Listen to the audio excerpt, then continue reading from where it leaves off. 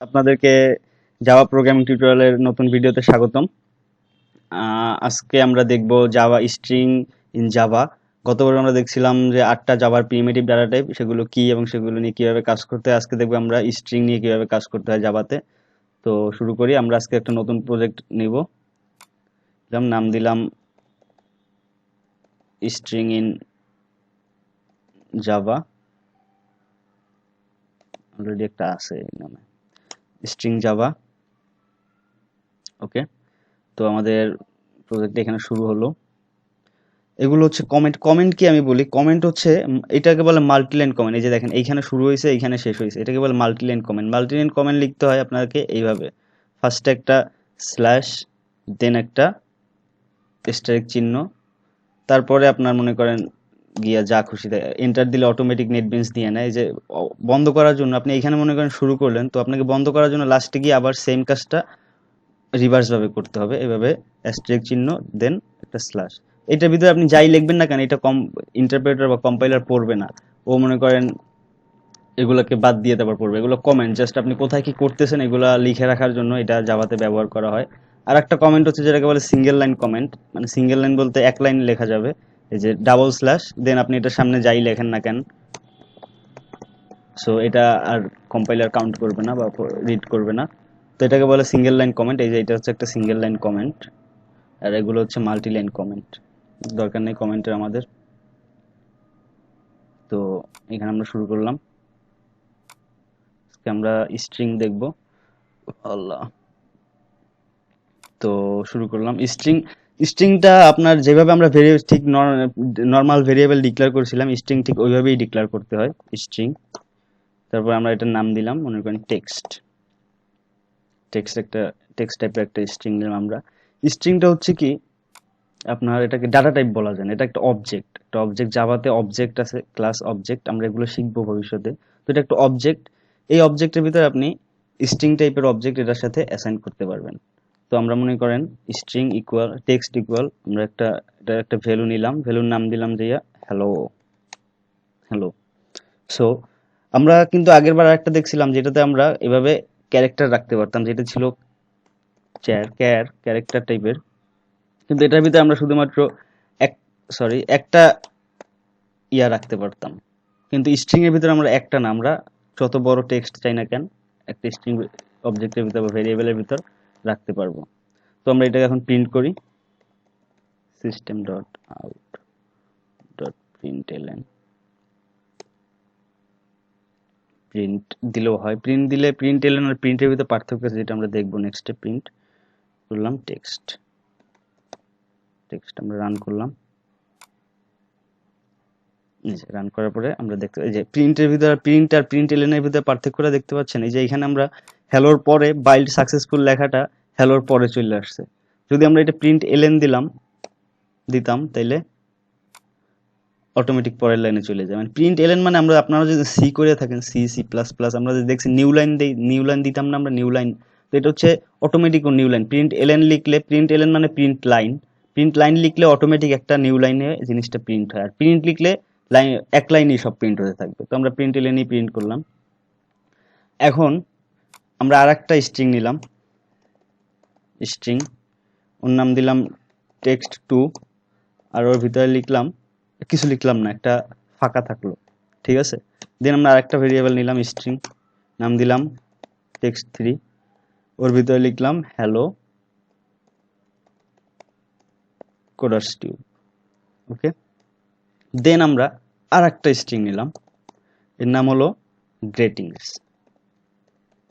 Greetings equal দিলাম text plus text to plus text three. আমরা এটাকে এই তিনটা ইয়ার সাথে একসাথে ইনিশিয়ালাইজ করলাম। তো আপনি যখন টেক্সট লিখলেন, টেক্সট লেখার পরে প্লাস চিহ্ন দেওয়া মানে আমি এটার সাথে আর একটা স্ট্রিং যোগ করতেছি। এই যে এটা যোগ করলাম। তারপর প্লাস, আবার প্লাস দেওয়ার মানে আমি এটার সামনে আর একটা স্ট্রিং যোগ করতেছি। এটাকে বলি স্ট্রিং কনক্যাটেনেশন। সো স্ট্রিং গুলা কিভাবে যোগ করতে হয় এইটা। এখন যদি আমরা গ্রেটিংসটাকে প্রিন্ট করি, দেখি, সরি, গ্রেটিংসটা যদি প্রিন্ট করি, হ্যালো কোডাস টিউব, মানে ও সবগুলোকে একসাথে নিয়ে যোগ কইরা ও একটা স্ট্রিং বানাইছে এখানে, এইভাবে। এইভাবেই ও আর কি ইয়াটা স্ট্রিংটা কাজ করে এইভাবে। তো আমরা আরেকটা জিনিস দেখি, আমরা যে ইন্টিজার লিখছিলাম, কত লিখলাম ইন্টিজার, ইন্টিজার 20, ও sorry, integer n equal 20।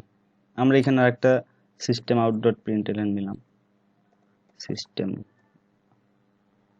Dot out dot প্রিন্টএলএন, এটার ভিতরে আমরা প্রিন্ট করলাম মাই ইন্টিজার ইজ, প্লাস দিয়ে আমরা দিলাম 20, 20 সরি 20 কেন দেবো, আমরা দিব n, আমরা n এর ভ্যালু প্রিন্ট করব, প্রিন্ট করলাম এই যে মাই ইন্টিজার ইজ 20। তো আপনি এইভাবে যখন কোনো, আমরা সিতে যেভাবে ডি দিয়ে প্রিন্ট করতাম, জাভা এইভাবে %dt দেয়া লাগে না।